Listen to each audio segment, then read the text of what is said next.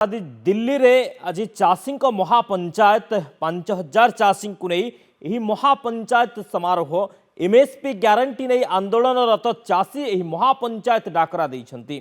संयुक्त मोर्चार यही चाषी महापंचायत को दिल्ली पुलिस अनुमति देइछि। तेबे महापंचायत समावेश लगी शर्तमूलक अनुमति देइछि दिल्ली पुलिस।